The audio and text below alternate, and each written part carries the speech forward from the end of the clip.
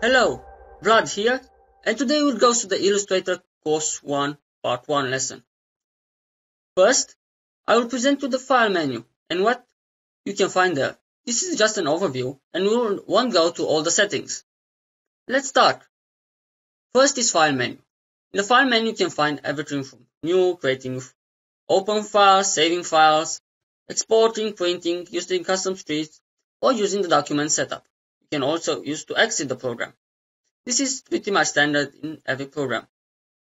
The next one is called Edit.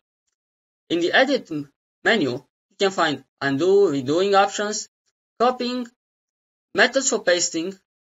You have, as you see, 3 methods, and we'll go through each of them later.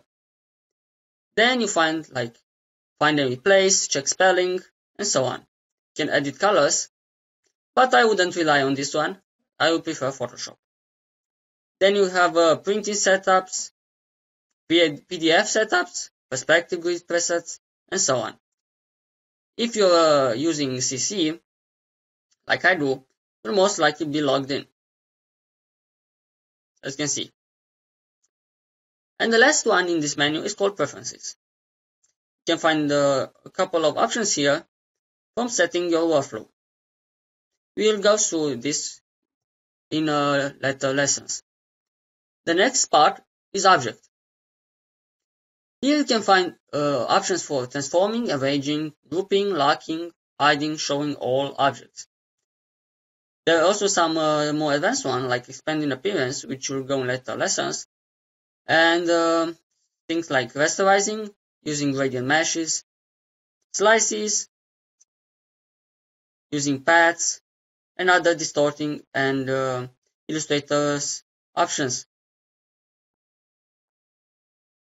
The fourth menu is called Type. Here you can find most of the options related to type, whether it's selecting a font, recent fonts, selecting a size, using glyphs, type conversions, maybe using area types or threaded text. If you are used with Photoshop or InDesign maybe, you may find some of the settings familiar. You can also fit headline, change case, use mark punctuations, show hidden characters, or type orientation. You'll find this panel very powerful, especially if you create typography. The next one is called Select. You can find advanced selection options here, by selecting, reselecting, inverse, next object above, next object below. Selecting objects based on similar appearances, or fill or stroke, opacities, and so on. Or maybe using object types for choosing how to select. Finally, you can save or edit your selection for later use. The next menu, you'll find the Effects panel.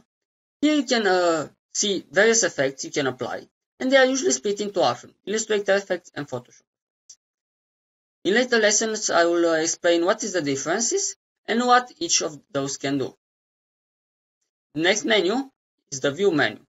You can deactivate and activate various options related to the artboard here, and making your workflow more precise. The next window is a very powerful menu, showing extra menus or panels that you'll never find here when you first start your applications, as you can see. Now, they are all grouped, but some of them are missing, but you can activate them from the window menu. You can also find in the bottom things such as arrows, artistic, and so on. Those are presets that come with Illustrator, and you can use them to fasten your workflow. However, most of them I won't be using for a professional workflow because they kinda look very bad. The final menu is called Help. Here you can find Illustrator help, or maybe signing out updates about Illustrator or system info. Most likely you'll never touch this menu, but if you want any help, you know where to find it. There are a couple of other options here, like using Adobe Bridge or arranging documents. using the search panel or choosing a workspace, but we will go through each of them in time. Thank you, and see you in the next lesson.